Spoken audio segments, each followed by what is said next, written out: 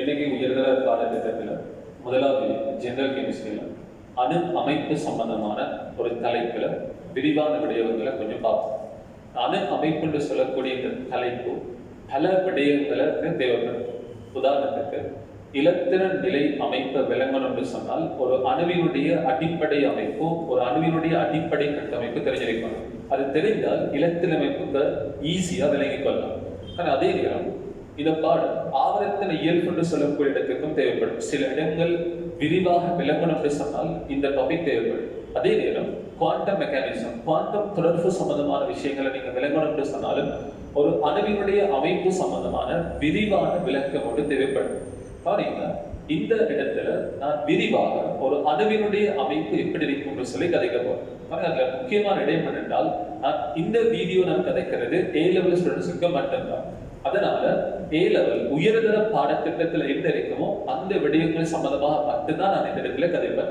நான் இன்னும் ஒரு வீடியோ ஒன்று செய்வேன். அந்த வீடியோல பல்கலைக்கழக மாணவர்களுக்கான விரிவான இடங்கள் சம்பந்தமாக பார்ப்போம். உதாரணத்துக்கு நீங்க A level கெமிஸ்ட்ரி எடுத்தீங்கன்னு சொன்னால் பொசித்திரன்கள் மீசோன்கள் சம்பந்தப்பட்ட விஷயங்கள் A level சிலபஸ்ல இருக்காது. ஆனா நீங்க யூனிவர்சிட்டியில போனீங்கன்னு சொன்னா சம்பந்தமா விரிவாக படிப்பீங்க. எனவே அந்த இடங்களை நம்ம விரிவாக இன்னொரு வீடியோல பார்ப்போம். இந்த வீடியோல உயர்தர மாணவர்களுக்கான விடயங்கள் மட்டும்தான் நான் இந்த வீடியோல கதைப்பேன். ஒரு முக்கியமான டாபிக், ஒரு முக்கியமான தலைப்பு, அதை நாங்க விரிவாக பார்ப்போம். இப்ப ஒரு அணு சொல்லி வந்தால் உங்களுக்கு தெரியும், அணுவுக்குள்ளுக்கு மிகச்சிறிய துணிக்கைகள் காணப்படும் சொல்லி படிச்சிருக்கு. அணுவுக்குள்ளுக்குத்தான் யார் இருக்கும் என்று சொன்னால் இலத்திரன்கள் இருக்கும். அணுவுக்குள்ளுக்குத்தான் யார் இருக்கும் என்று சொன்னால் புரோத்திரன்கள் இருக்கும். அணுவுக்குள்ளுக்குத்தான் யார் இருக்கும் என்று சொன்னால் நியூத்திரன்கள் இருக்கும். அணுவுக்குள்ளுக்குத்தான் யார் இருக்கும் என்று சொன்னால் பொசித்திரன்கள் இருக்கும். அணுவுக்குள்ளுக்குத்தான் யார் இருக்கும் என்று சொன்னால் மீசோன்கள் இருக்கும். நான் தெளிவான நிற்கிறவை கதைச்சேன். பொசித்திரன்கள் மீசோன்கள் சம்பந்தமான விரிவான இந்த ஒரு விடயமும் A level சிலபஸ்ல இல்லை. இப்ப நாங்கள் அதை விட்டுருவோம். ஒரு அணு என்று சொல்லி வந்தால் அந்த அணுவுக்குள்ளுக்கு யார் இருக்கும் என்று சொன்னால் இலத்திரன் இருக்கும். அணுவுக்குள்ளுக்கு புரோத்திரன் இருக்கும். அணுவுக்குள்ளுக்கு நியூத்திரன் இருக்கும். அப்படி என்றால் இந்த இலத்திரன், புரோத்திரன், நியூத்திரன் என்று சொல்றது அணுவை பிரித்து வரக்கூடியது. எனவே இந்த இலத்திரன், புரோத்திரன், நியூத்திரனுக்கு நாம் ஒரு விஷயம் பேரோட சொல்லுவோம். யார் என்றால் உஃப அணு துணிக்கை என்று சொல்லி சொல்லுவோம். உஃப அணு துணிக்கை. A level ஒரு கேள்வி கொண்டு வந்தால் உஃப அணு துணைக்கைகள் சம்பந்தமாக பின்வரும் கூட்டுகளில் சரியான. இப்ப நீங்க A level பேப்பரை பார்த்தால், ஃபைனல் பேப்பரை பார்த்தால் நீங்க அடிக்கடி இந்த கேள்வியை பார்ப்பீங்க. இப்ப உஃப அணு துணைக்கைகள் சம்பந்தமாக சரியான கூட்டுன்னு வந்தால் அவர் மறைமுகமான யாரை கருதுகிறார் என்று சொன்னால் இலத்திரன், புரோத்திரன், நியூத்திரன் இந்த மூன்றையும் தான் அவர் கருதுகிறார். உஃப அணு துணிக்கை என்று சொன்னால் அது இலத்திரன், புரோத்திரன், நியூத்திரன் தான் குறிக்கும். இந்த இலத்திரன், புரோத்திரன், நியூத்திரன் மாறி சொன்னால் ஒரு அணு என்று சொல்றது எப்படி அமைந்திருக்கும், ஒரு அணுவினுடைய அமைப்பு எப்படி வரும் என்று சொல்லி பார்ப்போம். ஒரு அணுவினுடைய அமைப்பு எப்படி வரும் என்று சொன்னால் அது மாறி நாங்க சொன்னால் ஒரு இலத்திரன் எப்படி அணுவில் அமைந்திருக்கும், ஒரு புரோத்திரன் எப்படி ஒரு அணுவுக்குள்ளுக்கு அமைந்திருக்கும், எப்படி ஒரு நியூத்திரன் ஒரு அணுவுக்குள்ளுக்கு அமைந்திருக்கும். இதுக்கு நாங்க சொல்றது அணு அமைப்பு என்று சொல்லி சொல்லுவோம்.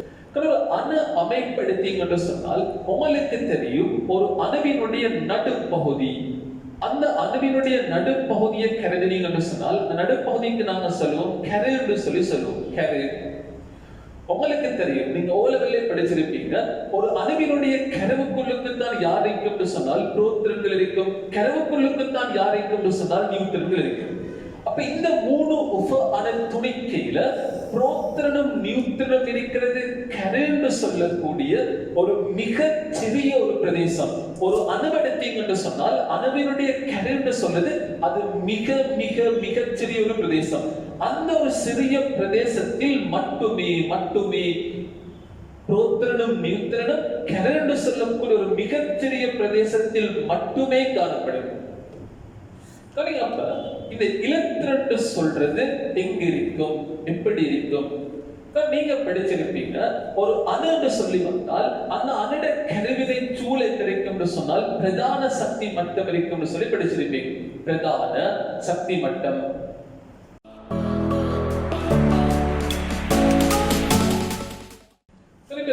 ஒரு பிரதான சக்தி மட்டம் சம்பந்தமான இடத்துக்கு வரும்.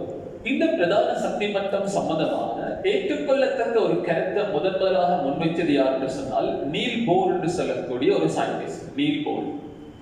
இந்த நீல் போர் சொன்னால் ஒரு அணுவினுடைய கருவினை சூழ பிரதான சக்தி மட்டங்கள் பல காணப்படும் என்று சொன்னார். நான் ஒரு உதாரணத்துக்கு கதைக்கிறேன். கருவோடு ஒரு சக்தி மட்டம் ஒன்று இருக்குது. இது முதலாம் சக்தி மட்டம் எடுக்கிற இந்த கருவினை சொல்ல பல பிரதான சக்தி மட்டங்கள் இருக்கு அப்படின்னு சொல்லி சொன்னார். இப்படி பல பிரதான சக்தி மட்டங்கள் இப்படி சூழ இப்படி காணப்படும்.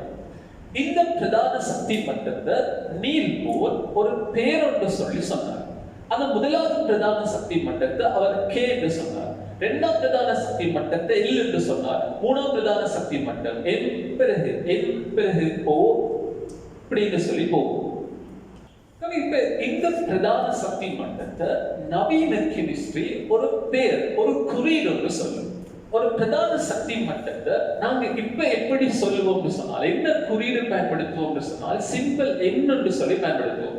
இந்த சிம்பிள் எண் என்று சொல்றது யாரை குறிக்கும் சொன்னால் பிரதான சக்தி மட்டத்தை குறிக்கும். ஒரு உதாரணத்துக்கு நீல்போர் சொன்னார் முதலாம் பிரதான சக்தி மட்டத்தை அவர் கே என்று சொன்னார்.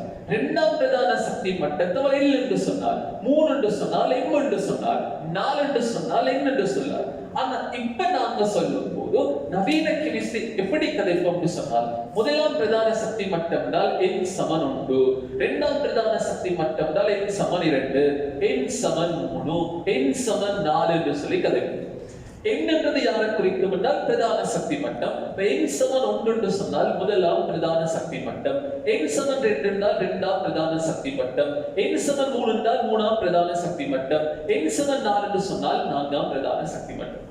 எனவே நீங்க தெரிஞ்சிருக்கணும், பிரதான சக்தி மட்டங்கள் சம்பந்தமான ஏற்றுக்கொள்ளத்தக்க ஒரு கருத்தை முன் வச்சது அது நீல்போர். நீல்போர் பிரதான சக்தி மட்டத்தை குறிக்கிறதுக்கு பயன்படுத்திய குறியீடு KLMN அந்த குறியீடு பயன்படுத்தினார். ஆனா நவீன கெமிஸ்ட்ரியில நாங்க பிரதான சக்தி மட்டத்தை சிம்பிள் எண் என்று சொல்லக்கூடிய ஒரு குறியீட்டால குறிப்போம். என் சமன் 1, என் சமன் 2, என் சமன் 3 இப்படித்தான் குறிப்போம். அடுத்த ஒரு முக்கியமான விஷயம் என்னென்னால், ஒரு அணுவை கருதினீங்க சொன்னால், ஒரு அணுவை எடுத்தீங்க சொன்னால், ஒரு அணுவுல எத்தனை பிரதான சக்தி மட்டங்கள் காணப்படும். ஒரு உதாரணத்துக்கு நான் எடுக்கிறேன், ஒரு ஹைட்ரஜன் எடுப்போமே, ஒரு ஐதரசன். ஒரு ஐதரசன் எடுத்தால் ஐதரசன்ல எத்தனை பிரதான சக்தி மட்டம் இருக்கு? கெமிஸ்ட்ரி சொல்லுது ஐதரசன் மட்டும் இல்ல, நீங்க எந்த மூலகத்தை எடுத்தாலும் எத்தனை பிரதான சக்தி மட்டம் ஒரு அணுவுக்கு காணப்படும் கேட்டால் அது சொல்ல முடியாது. அது ஆரம்பிக்கும் கருவோடு இருக்கிற சக்தி மட்டத்தை நாங்கள் முதலாம் பிரதான சக்தி மட்டம் சொல்லி எடுத்தால் எங்கட ஒரு அணுவுல எத்தனை பிரதான சக்தி மட்டம் இருக்கும் சொன்னால் அது முடிவிலி. அது 2, 5, 10, 100, 150, 200, 300, 400, 500 அது சொல்லவே இல்லாது. அது கடைசியை நாங்க சொல்லுவோம் முடிவிலின்னு சொல்லுவோம். ஒரு அணுவில் இருக்கக்கூடிய பிரதான சக்தி மட்டங்களோட ஸ்டார்டிங் ஆரம்பம் என் சமன் 1, ஆரம்பம் என் சமன் 1. ஆனா எங்க வந்து முடியும் அது என் சமன் முடிவிலில வந்து முடியும். எனவே ஒரு அணுவை கருதினீங்க என்று சொன்னால், ஒரு அணுவில் இருக்கக்கூடிய பிரதான சக்தி மட்டம் 1 ஸ்டார்ட் ஆகும். கவனிங்க, பிறகு நான் தெளிவா விளங்கப்படுத்துவான், குவாண்டம் தொடர்பு விளங்கப்படுத்துவான். அந்த குவாண்டம் தொடர்புல சில அடிப்படை விஷயங்கள் இருக்கிறது. அது விளங்காததாலதான் நிறைய பேர் குவாண்டம் தொடர்பு கேள்விகள் செய்யறதில்லை. ஆனா ஒவ்வொரு வருஷமும் பல பேர்களை கேள்வி வரும். அதுல மிக முக்கியமான இடம், திரும்ப சொல்றேன், என் சமன் 1 தான் ஸ்டார்ட் ஆகும். பிரதான சக்தி மட்டம் 1 ஸ்டார்ட் ஆகும். ஆனா முடிகிறது முடிவிலியா இருக்கும், அதை சொல்ல முடியாது. அடுத்ததாக ஒரு அணுவில் பிரதான சக்தி மட்டம் ஒன்று இருக்கிறது என்று சொல்றேன். ஒரு அணுவினுடைய ஒரு அமைப்பு, ஒரு அடிப்படை, ஒரு வரைபடம் என்று வரையப்படும். இந்த வரைபடத்தை நான் ஃபுல்லா கடைசியா டிவி முடிய போக்குல பூர்த்தியாகும். கிராஃபை பார்த்தாலும் வரைபடம் பார்த்தாலே உங்களுக்கு சிம்பிளா ஒரு ஐடியாவுக்கு வரும். இப்ப நான் எடுக்கிற ஒரு அணு எடுத்தீங்கன்னு சொன்னால், ஒரு அணுவினுடைய நடுப்பகுதியில யாரைக்கும் சொன்னால் கரு ஒன்றை, இந்த கருவோடு கிடைக்கும் சொன்னால் ஒரு சக்தி மட்டம் ஒன்றைக்கும் நான் சொல்ல முதலாம் சக்தி மட்டம், முதலாம் பிரதான சக்தி மட்டம் என் சமன் 1 தெரியும் என்னென்றது பிரதான சக்தி மட்டத்தை குறிக்கும். இப்ப நான் அடுத்ததா இருக்கிறேன், இதுல இருக்கிற இரண்டாம் பிரதான சக்தி மட்டம் இது ஒரு வட்டமா இருக்கும். நான் எடுப்போம் 2, என் சமன் 2, இரண்டாம் பிரதான சக்தி மட்டம். அடுத்தது எடுக்கிற மூன்றாம் பிரதான சக்தி மட்டம் என் சமன் 3 எடுக்கும். இப்படி 4, 5, 10, 100 அது கடைசியா முடிவு வரைக்கும் இருக்கு. இப்ப நாங்க அடுத்ததாக யோசிப்போம், இந்த பிரதான சக்தி மட்டத்திலே இருக்கு. நவீன கெமிஸ்ட்ரி என்ன சொல்லுது என்றால், இந்த பிரதான சக்தி மட்டத்துக்கு உள்ளுக்கு கிடைக்கும் என்றால் ஒரு உப சக்தி மட்டம் இருக்கு. இப்ப நாங்க அடுத்ததா வருவோம் உபசக்தி மட்டம் சம்பந்தமான இடத்துக்கு. உபசக்தி மட்டம், உபசக்தி மட்டம் சம்பந்தமான கருத்துக்களை முதலாக சொன்னது யார் என்றால் சமஃபீல்டு என்று சொல்லக்கூடிய ஒரு விஞ்ஞானி. சமஃபீல்டு. இந்த சமஃபீல்டு என்று சொல்லக்கூடிய விஞ்ஞானி உபசக்தி மட்டங்களினுடைய எண்ணிக்கைக்கு ஒரு பெயர் என்று சொன்னார். எண்ணிக்கைக்கு ஒரு பெயர். அவர் என்ன பெயர் சொன்னார் என்றால் உபசக்தி மட்டங்களுக்கு எண்ணிக்கை பல. உபசக்தி மட்டங்கள் எடுத்தீங்கன்னு சொன்னால் அது நிறைய இருக்கு. அதுக்கு அவர் அதுக்கு பேர் சொல்லும் போது அவர் சொன்னார் SPDFGH அப்படின்னு சொல்லி போகும். எங்கிட்ட A லெவல் சிலபஸுக்கு SPDF இந்த 4 தெரிஞ்சிருந்தாலே போகும். உபசக்தி மட்டம் சம்பந்தமான கருத்துக்களை முதலாக சொன்னது சமஃபீல் உபசக்தி மட்டங்களோட எண்ணிக்கைக்கு ஒரு பேரொன்று சொன்னார். SPDF என்று சொல்லி பேரொன்று சொன்னார். அதே நேரம் மிக முக்கியமான ஒரு இடத்திற்கு வாங்க. உபசக்தி மட்டங்களினுடைய எண்ணிக்கைக்கும் பிரதான சக்தி மட்டத்தின் எண்ணிக்கைக்கும் என்ன தொடர்பு? உங்களுக்கு தெரியும் உபசக்தி மட்டம் எங்க இருக்குதுன்னா பிரதான சக்தி மட்டத்திற்குள்ளுக்கு தான் இருக்கு. அப்ப அந்த பிரதான சக்தி மட்டத்துல தானே உபசக்தி மட்டம் இருக்கு. எனவே அது ரெண்டையும் கெமிஸ்ட்ரி தொடர்புபடுது. சமஃபீல் சொன்னார் ஒரு பிரதான சக்தி மட்டத்தின் எண்ணிக்கை, பிரதான சக்தி மட்டங்களினுடைய எண்ணிக்கை அது யாருக்கு சமனா இருக்கும் என்றால் உப சக்தி மட்டங்களினுடைய எண்ணிக்கைக்கு சமனா இருக்கும். இது ஒரு முக்கியமான ஒரு இடம். 2011 இருந்து இந்த கேள்விகளை நீங்க பார்க்கலாம். 2011ஆம் ஆண்டிலேயே இந்த கேள்வி இருக்கு. ஒரு பிரதான சக்தி மட்டத்தின் எண்ணிக்கை உபசக்தி மட்டத்தின் எண்ணிக்கைக்கு சமன் என்றால் நான் உதாரணத்துக்கு சொல்றேன். பிரதான சக்தி மட்டம் 1, முதலாம் பிரதான சக்தி மட்டம். அங்க எத்தனை உபசக்தி மட்டம் இருக்கும் என்று சொன்னால் ஒரு உபசக்தி மட்டம் தான் இருக்கு. பிரதான சக்தி மட்டம் 2, அப்ப அங்க எத்தனை உபசக்தி மட்டம் இருக்கும் என்றால் 2 தான் இருக்கு. பிரதான சக்தி மட்டம் 3, அப்ப அங்க எத்தனை உபசக்தி மட்டம் இருக்கும் என்று சொன்னால் 3 உபசக்தி மட்டம் இருக்கு. பிரதான சக்தி மட்டம் 4, அப்ப 4 உபசக்தி மட்டம். பிரதான சக்தி மட்டம் 10, எத்தனை உபசக்தி மட்டம் 10. பிரதான சக்தி மட்டம் 100, உபசக்தி மட்டம் 100. இந்த உபசக்தி மட்டத்துக்கு சமஃபீல்டு ஒரு பேர் என்று சொன்னார் SPDF என்று சொல்லுவோம். ஒரு உபசக்தி மட்டம் இருந்தால் ஓகே, அந்த உபசக்தி மட்டத்துக்கு என்ன பேர் சொல்லுவோம் என்றால் S உபசக்தி மட்டம். இப்ப 2 இருந்தால் 2 உபசக்தி மட்டங்கள் இருந்தால் அதுல ஒன்றை நாங்க S உபசக்தி மட்டம் என்று சொல்லுவோம், அடுத்தது நாங்க P உபசக்தி மட்டம் என்று சொல்லுவோம். 2 தானே. 3 உபசக்தி மட்டம் இருந்தால் அதுக்கு நாங்க சொல்லுவோம் ஒரு உபசக்தி மட்டம் S, அதுல இன்னும் ஒன்று P, அதுல இன்னும் ஒன்று D இருக்கு. அப்ப 4 இருந்தா SPDF என்று சொல்லி வரும். 5 இருந்தா SPDFG என்று சொல்லி வரும். G தேவையில்லை, இதுவே சிலபஸ்.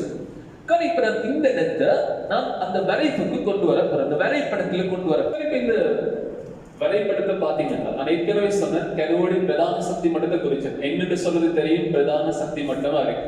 பிரதான சக்தி மட்டம். இப்ப பார்த்தோம் பிரதான சக்தி மட்டத்தின் எண்ணிக்கை உபசக்தி மட்டத்தின் எண்ணிக்கைக்கு சமம். அப்ப பிரதான சக்தி மட்டம் 1 இருந்தா அங்க எத்தனை உபசக்தி மட்டம் இருக்கும்? 1 தான் இருக்கும். 1. பிரதான சக்தி மட்டம் 2 இருந்தா எத்தனை உபசக்தி மட்டம் இருக்கும்? 2 உபசக்தி மட்டம் இருக்கும். பிரதான சக்தி மட்டம் 3 என்று சொன்னா அங்க எத்தனை உபசக்தி மட்டம் இருக்கும்? 3 உபசக்தி மட்டங்கள் இருக்கும். பிரதான சக்தி மட்டம் 4 என்று சொன்னா 4 உபசக்தி மட்டம் இருக்கும். ஏற்கனவே சொன்ன பேரும் சொன்ன ஒரு உபசக்தி மட்டம் இருந்தா அதுக்கு பேர் என்ன? S உபசக்தி மட்டம். 2 இருந்தா என்ன பேர்? 1 S, அடுத்தது P. 3 இருந்தா SPD என்று சொல்லி வரும். அப்ப 4 இருந்தா 4 பிரதான சக்தி மட்டத்தில் 4 உபசக்தி மட்டம் இருக்கும். அப்ப என்ன பேர் வர போகுது? S உம் P உம் D உம் F உம் வரும். அப்ப இந்த இடத்தை நான் குறிச்சிருந்த ரெட் கலராக நான் குறிச்சு காட்டினது யாருனால் அது நான் உபசக்தி மட்டம்னு சொல்றேன். உபசக்தி மட்டம். இப்போ உங்களுக்கு தெளிவான ஒரு ஐடியா ஒன்று வருகிறது. ஒரு அணு எடுத்தீங்க என்று சொன்னால் அணுவினுடைய நடுப்பகுதியில கரு இருக்கும், கருவச்சூழ பிரதான சக்தி மட்டம் இருக்கும். அந்த பிரதான சக்தி மட்டத்துக்குள்ளுக்கு என்ன இருக்கும் என்றால் உபசக்தி மட்டம் இருக்கும். நவீன கெமிஸ்ட்ரி என்று சொல்லுது சொன்னால் இந்த உபசக்தி மட்டங்கள் இருக்கிறதானே, அந்த உபசக்தி மட்டத்துக்குள்ளுக்கு யார் இருக்கும் என்றால் ஆர்பிட்டல்கள் இருக்கும். நாங்கள் அடுத்ததா பார்ப்போம் ஒரு ஆர்பிட்டல் எப்படி அமைந்திருக்கும் சொல்லி அடுத்ததா பார்ப்போம். ஒரு ஆர்பிட்டல்கள் சம்பந்தமாக இருக்கு. ஆர்பிட்டல் ஆர்பிட்டலுக்கு பல பெயர்கள் இருக்கு. உதாரணத்துக்கு நீங்க ஆர்பிட்டல் சொல்லலாம், அல்லது மண்டில் என்று சொல்லலாம், அல்லது நீங்க ஒழுக்குகள் சொல்லலாம். எல்லாமே ஆர்பிட்டல் தான் குறிக்கும். ஒழுக்குகள் பொதுவாக நாங்க விரும்பி பயன்படுத்துறது ஆர்பிட்டல் சொல்லி சொல்லுவோம். ஆர்பிட்டல்ஸ் ஆர்பிட்டல் எடுத்தீங்கன்னு சொன்னால் ஆர்பிட்டல்கள் எத்தனை இருக்கும், ஆர்பிட்டல்களோட வகைகள் எத்தனை, ஆர்பிட்டல்களுக்கான சமன்பாடுகள் என்ன சொல்லக்கூடிய விஷயங்களை நாங்க விரிவாக பார்ப்போம். ஆர்பிட்டல் சொல்லி வந்தால் கெமிஸ்ட்ரி சொல்லுது ஒரு பிரதான சக்தி மட்டத்தை, நாங்க ஏற்கனவே சொன்னோம் பிரதான சக்தி மட்டத்திற எண்ணிக்கைக்கு பிரதான சக்தி மட்டங்களினுடைய எண்ணிக்கையை நாங்க என்னென்று சொல்லக்கூடிய ஒரு குறியீடை பயன்படுத்தி சொன்னோம். ஒரு பிரதான சக்தி மட்டத்திற எண்ணிக்கையை நீங்க என்னென்று எடுத்தீங்கன்னு சொன்னால் அங்க இருக்கக்கூடிய ஆர்பிட்டல்கள், அங்க இருக்கக்கூடிய ஆர்பிட்டல்களினுடைய அதி உயர்ந்த எண்ணிக்கை, அதி உயர்ந்த எண்ணிக்கைக்கு கெமிஸ்ட்ரியோட சமன்பாடு சொல்லும். அது n பெருக்கம் சொல்லி சொல்லும். n பெருக்கம் n ஸ்கொயர். அதே நேரம் ஆர்பிட்டல்கள் எத்தனை, ஆர்பிட்டல்களுடைய வகைகள் எத்தனை, கெமிஸ்ட்ரி சொல்லுது ஒரு ஆர்பிட்டல்களுக்கான வகைகள் சொல்லி வந்தால் அந்த வகைகள் எண்ணற்றது. நிறைய வகைகளான ஆர்பிட்டல்கள் இருக்கு. அதுக்கு நாங்க பேர் சொல்லுவோம் S வகை ஆர்பிட்டல், P வகை ஆர்பிட்டல், D வகை ஆர்பிட்டல், F வகை ஆர்பிட்டல், G வகை ஆர்பிட்டல், H வகை ஆர்பிட்டல், இப்படின்னு சொல்லி ஆர்பிட்டல்கள் வகைகள் என்னென்ன கவனிங்க. ஆனா தற்போது பிரயோகத்தில் இருக்கக்கூடிய ஆர்பிட்டல் வகைகள் 4. அது S, P, D, F. இந்த 4 ஆர்பிட்டல்கள் மட்டும்தான் தற்போது பிரயோகத்தில் இருக்கும். இந்த G ஆர்பிட்டலோ அங்க H ஆர்பிட்டலோ இந்த ஆர்பிட்டல்கள் இன்னும் பிரயோகத்திற்கு வரையில்லை. நாங்கள் பற்றி நாங்கள் யோசிக்கவும் தேவையில்லை. இந்த வகை ஆர்பிட்டல்ல ஆர்பிட்டலுடைய எண்ணிக்கை எப்படி அமையும் சொல்லி பார்ப்போம். அடுத்ததா பார்ப்போம் ஆர்பிட்டல்களினுடைய எண்ணிக்கை என்ன. ஆர்பிட்டல்களின் எண்ணிக்கை S வகை ஆர்பிட்டல் எடுத்தீங்கன்னு சொன்னால் அங்க ஒரு ஆர்பிட்டல் தான் இருக்கு, ஒரு ரூம் மாதிரி உண்டு. P வகை ஆர்பிட்டல் எடுத்தீங்கன்னு சொன்னால் அங்க மொத்தமாக 3 ஆர்பிட்டல்கள் இருக்கு. 3 ஆர்பிட்டல்கள் 3 ரூம் மாதிரி கற்பனை செய்யும். D வகை ஆர்பிட்டல்ல எத்தனை ஆர்பிட்டல் இருக்குன்னு சொன்னால் 5 ஆர்பிட்டல்கள் இருக்கு. 5 1 2 3 4 5. ஒரு F வகை எடுத்தீங்கன்னு சொன்னால் அங்க மொத்தமாக 7 ஆர்பிட்டல்கள் இருக்கு. 7 ரூம் மாதிரி கற்பனை செய்யும். 1 2 3 4 5 6 7. கவனிங்க, ஒரு முக்கியமான இடம் மட்டும் கழிச்சுட்டோம். கவனிங்க, ஒரு ஆர்பிட்டல் எடுத்தீங்கன்னு சொன்னால் ஆர்பிட்டல் வகைகள் என்னென்ன. S வகை ஆர்பிட்டல் இருக்குது, P வகை இருக்குது, D வகை இருக்குது, F வகை இருக்குது, G வகை இருக்குது, H இருக்குது, நிறைய இருக்கு. ஆனா பிரயோகத்தில் இருக்கக்கூடிய ஆர்பிட்டல்கள் தான் 4. நீங்க நிறைய பேருக்கு ஒரு தப்பான அபிப்பிராயம் ஒன்று இருக்கிறது. ஆர்பிட்டல் வகைகள் எத்தனை கேட்டால் 4 என்று சொல்லுது. 4 இல்ல ஆர்பிட்டல் வகைகள். ஆர்பிட்டல்களினுடைய வகைகள் என்னற்றது. பிரயோகத்தில் இருக்கிறது தான் 4. S வகை, P வகை, D வகை, F வகை. S வகை எடுத்தால் அங்க ஒரு ஆர்பிட்டல் இருக்கும், P வகை எடுத்தால் 3 ஆர்பிட்டல் இருக்கும், D வகை எடுத்தால் 5 ஆர்பிட்டல் இருக்கும், F வகை எடுத்தீங்கன்னு சொன்னால் 7 ஆர்பிட்டல்கள் இருக்கு.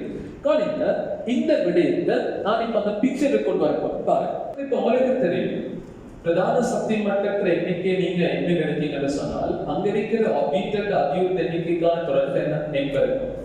சமன்பாடு ஏற்கனவே n பெருக்கம் அதி உயர்ந்த ஆர்பிட்டல் எண்ணிக்கைக்கான தொடர்பு n பெருக்கம்னு சொன்னோம். சிம்பிளா பாருங்க, முதலாம் பிரதான சக்தி மட்டத்துல எத்தனை ஆர்பிட்டல் இருக்கும் என்றால் 1 பெருக்கம் 1 தானே. அப்ப 1 சொன்னால் அங்க என்ன ஆர்பிட்டல் இருக்கணும், S ஆர்பிட்டல் இருக்கணும். கவனிங்க, சிம்பிளா மார்க் பண்ண பாருங்க. S உபசக்தி மட்டத்துல S ஆர்பிட்டல் 1 தான் இருக்க போகுது. இப்ப இரண்டாம் பிரதான சக்தி மட்டத்தில் இருக்கோமே n சம 2. இரண்டாம் பிரதான சக்தி மட்டத்தில் எத்தனை ஆர்பிட்டல் இருக்கும் என்றால் 2 பெருக்கம் 4 ஆர்பிட்டல் இருக்கும், 4 இருக்கும். ஓகே, எஸ்ல 1, பில 3, மொத்தமா சேர்த்தா 4 இருக்குது. ஓகே, எஸ் உபசக்தி மட்டத்துல எஸ் ஆர்பிட்டல் அதுல 1 தான் இருக்கு. பி உபசக்தி மட்டத்துல பி ஆர்பிட்டல் இருக்கும், ஆனா அங்க ஆர்பிட்டல் எண்ணிக்கை 3 இருக்குது. அப்ப 3 1 4 எவ்வளவு அழகுன்னு சொல்லி பாத்தீங்களோ கெமிஸ்ட்ரி.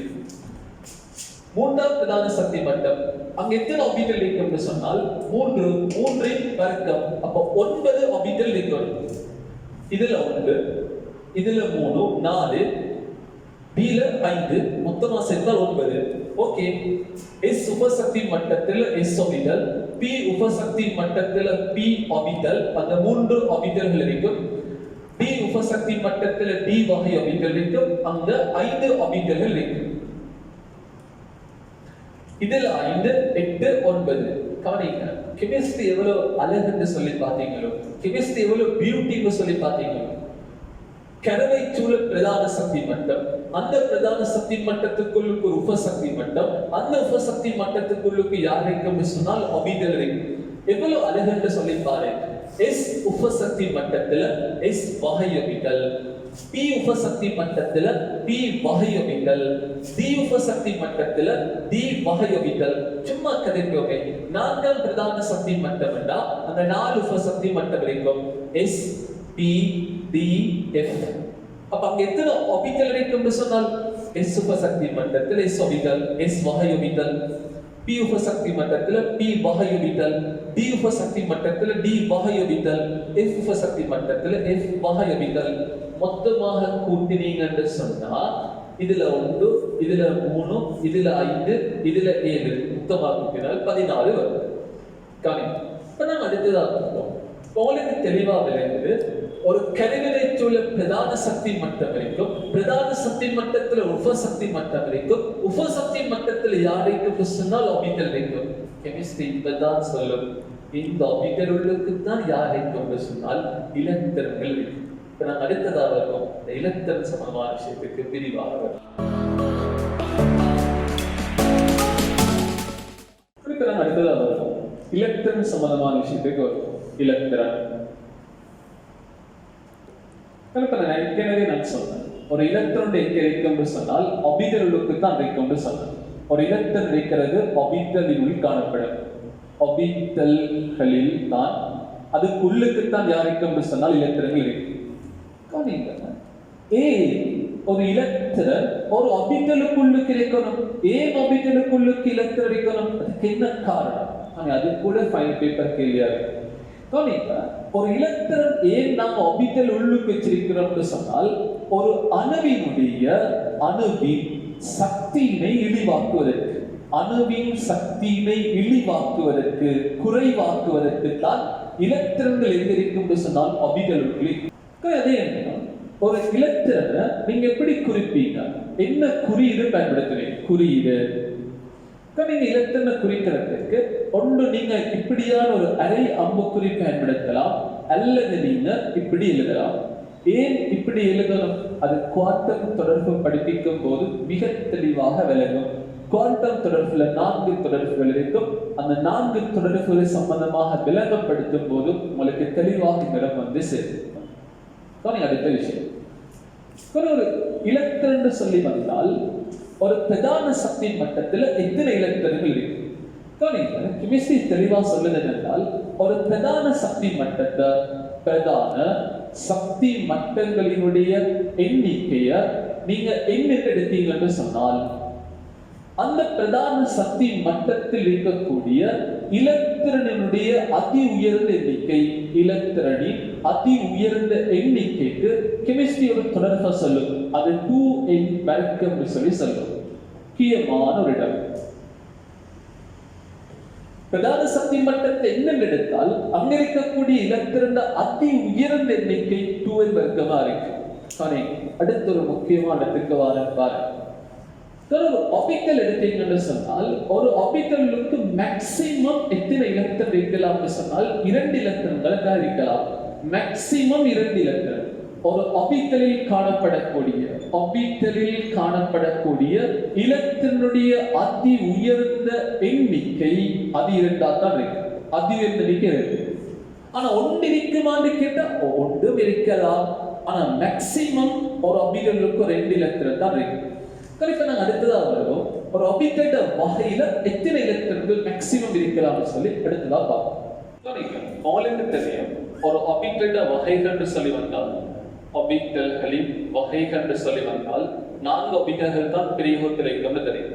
ஒன்று S வகை ஆர்பிட்டல், P வகை ஆர்பிட்டல், D வகை ஆர்பிட்டல், F வகை ஆர்பிட்டல்.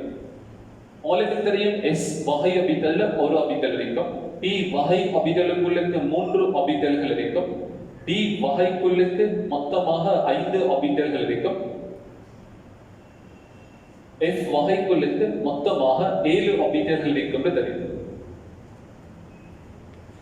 உங்களுக்கு தெரியும், இப்பதான் நான் சொன்னேன், ஒரு ஆர்பிட்டலுக்கு மேக்ஸிமம் 2 இலத்திரன் தான் இருக்கலாம். அப்படினால் அதி உயர்ந்த இலத்தினுடைய எண்ணிக்கை S வகையில ஒரு ஆர்பிட்டல் தான் இருக்குது, மேக்ஸிமம் 2 இலத்திரன் இருக்கலாம். அப்படின்னா உங்களுக்கு அதி உயர்ந்த இலத்தின் எண்ணிக்கை 2 சொல்லி வரும். இந்த 3 ஆர்பிட்டல் இருக்குது, ஒரு ஆர்பிட்டலுக்குள்ளுக்கு மேக்ஸிமம் 2 இலத்திரன். அப்படின்னால் 2 4 6 மொத்தமாக கூட்டினீங்கன்னு சொன்னால் 6 வரும். இந்த 5 ஆர்பிட்டல் இருக்குது, ஒரு ஆர்பிட்டலுக்குள்ளுக்கு 2 இலத்திரன் என்றால் 2ஆல பெருக்கிற, சோ மொத்த இலத்திரன் எண்ணிக்கை 10 இருக்கு மேக்ஸிமம். இதுல 7 ஆர்பிட்டல் இருக்குது, ஒன்றுல 2 இருக்கலாம். அப்படின்னால் மொத்தமாக 14 இலத்திரன்கள் வரும். சிம்பிளா கதைத்தால் S வகை ஆர்பிட்டல்ல 2 இலத்திரன்கள் மேக்ஸிமம் இருக்கும், P வகையில மேக்ஸிமம் 6 இலத்திரன் இருக்கும், D வகையில மேக்ஸிமம் 10 இலத்திரன்கள் இருக்கும், F வகையில மேக்ஸிமம் 14 இலத்திரன்கள் இருக்கும். கவனிங்க, இந்த இலத்திரன்கள் இந்த ஆர்பிட்டலுக்கு எப்படி கொண்டு வந்து போடுறது, எப்படி இருக்கும், ஒரு இலத்திரனுக்குள்ளுக்கு எப்படி இருக்கும்னு சொல்லி கேட்டால் அதுக்கு நாங்க ஹான்ஸ்டல் லோ பின்பற்றுவோம். இதுக்கு நாங்க தமிழ்ல சொல்றது குண்டின் விதின்னு சொல்றோம். குண்டின் விதி, ஹான்ஸ் லோன்னு சொல்லுவோம். இந்த குண்டின் விதி எடுத்தீங்கன்னு சொன்னால், அல்லது ஹான்ஸ் லோ எடுத்தீங்கன்னு சொன்னால் அது என்ன சொல்லுது என்று சொன்னால், சமனான சக்தி மட்டங்களை கொண்ட ஆர்பிட்டலில் இலத்திரன்கள் நிரப்பப்படும் போது முதலில் ஒவ்வொரு ஆர்பிட்டலிலும் ஒவ்வொரு இலத்திரன் வீதம் ஆரம்பத்தில் நிரம்பும், பின்னரே சோடி சேரும்.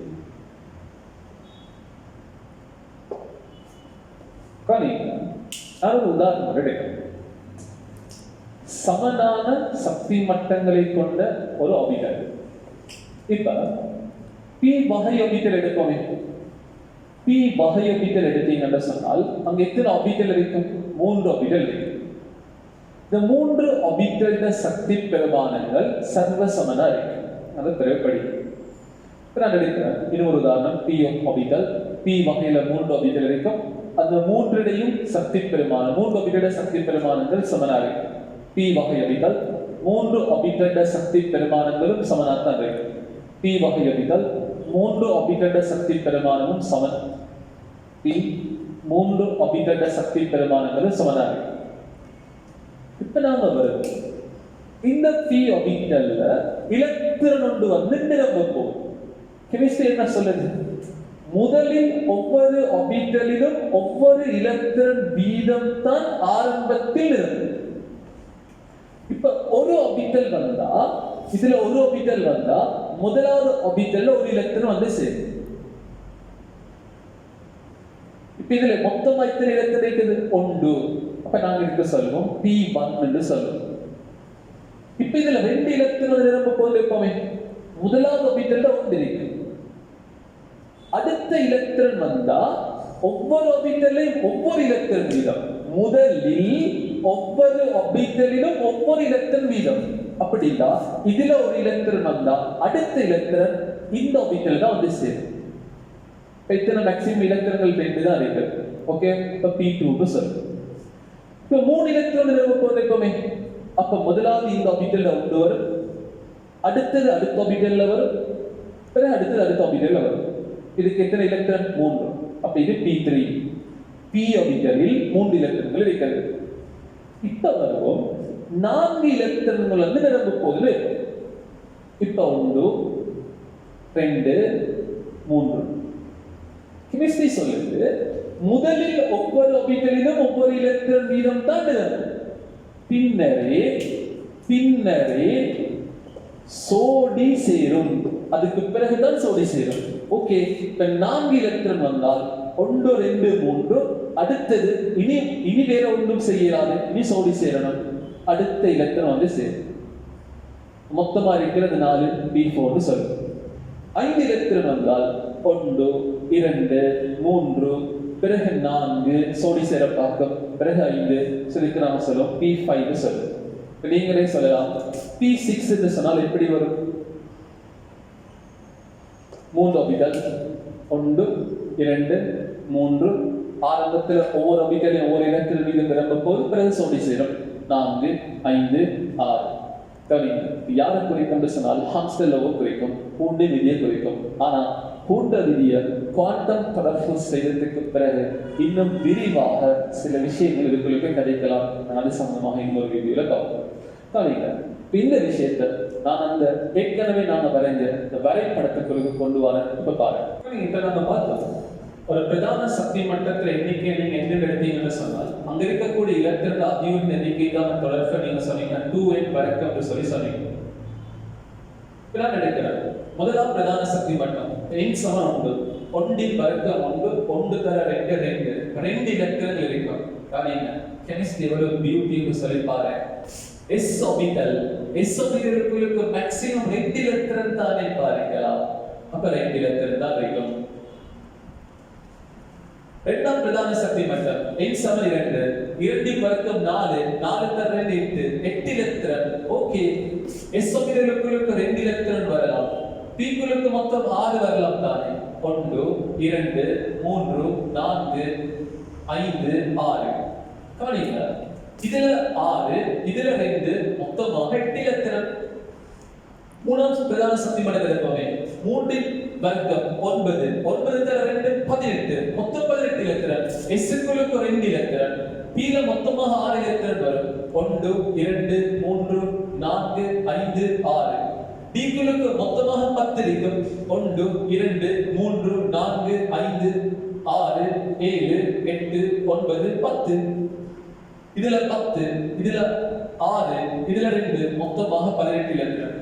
காரணங்க கெமிஸ்ட்ரி எவ்வளவு அழகுன்னு சொல்லி பார்த்தீங்க, கெமிஸ்ட்ரி எவ்வளவு திருத்தமானதுன்னு சொல்லி பார்த்தீங்க. காரணம் ஒரு அணு எப்படி இருக்கும்னு சொல்லி கேட்டால் காரணங்க பிக்சரை பார்த்தே கதை சொல்லலாம். அணுவினுடைய நடுப்பகுதியில கரை இருக்கும், கருவை சூழ பிரதான சக்தி மட்டம் இருக்கும். அந்த பிரதான சக்தி மட்டத்துக்குள்ள இருந்தால் உபசக்தி மட்டம் இருக்கும். அந்த உபசக்தி மட்டத்துக்குள்ள தான் ஆர்பிட்டல் இருக்கும். அந்த ஆர்பிட்டலுக்கு தான் யார் என்று சொன்னால் இலத்திரங்கள் இருக்கும். படித்த சுருக்கத்தை சொல்லிக் கொண்டு போல பாருங்க, பிரதான சக்தி மட்டத்தில எண்ணிக்கை உபசக்தி மட்டத்தில எண்ணிக்கைக்கு சமனா இருக்கும். 1 1 2 2 3 3. உபசக்தி மட்டத்துக்குள்ளது தான் ஆர்பிட்டல் இருக்கும். என்ன தொடர்புண்டால் எண் வர்க்கம். முதலாம் பிரதான சக்தி மட்டத்தில் ஒரே ஒரு ஆர்பிட்டல் மட்டும்தான் இருக்கும், s ஆர்பிட்டல் மட்டும்.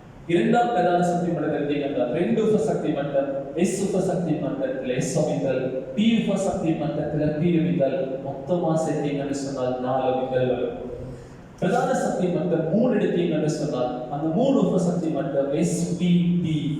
s உபசக்தி மட்டத்தில் s ஆர்பிட்டல், p உபசக்தி மட்டத்தில் p ஆர்பிட்டல், d உபசக்தி மட்டத்தில் d ஆர்பிட்டல். காணே அந்த ஆர்பிட்டலுக்கு தான் இலக்கம் இருக்கும். காணீங்க இந்த சாப்டர் உங்களுக்கு தெளிவாக விளங்கினால் ஈவன் இந்த வருஷம் 2018ஆம் ஆண்டு 2வது சிம்பிள் ஆன்சருக்கு போறார். அந்த கேள்வி ஆரம்பம் என்பதற்கு 11 இருக்கு. இப்ப இந்த வீடியோல இருந்து நாங்கள் தெளிவாக விளையாடுறோம். அணு அமைப்புன்னு சொன்னால் இலத்திர புரோத்திரன் நீத்திரங்கள் எப்படி ஒரு அணுவுக்குள் அமைந்திருக்கும் சொல்லக்கூடிய விஷயத்தை நாங்கள் தெளிவாக பார்த்தோம். ஏற்கனவே சொன்ன மாதிரி இந்த சட்டனுடைய விரிவை தோன்றால் இலத்திர நிலையமைப்பு குழுப்பம். எனவே நாங்கள் அடுத்த எங்களோட வீடியோவில் இலத்திர நிலை அமைப்பு சம்பந்தமான விரிவான இடத்தை கொஞ்சம் பார்ப்போம். அதுக்கு அடுத்த வீடியோஸ்ல அடுத்தடுத்த விஷயங்கள் இதோடு தொடர்பட்ட குவாண்டம் மெக்கானிசம் சம்பந்தமா குவாண்டம் தொடர்பு சம்பந்தமான விஷயங்களை விரிவாக பார்ப்போம்.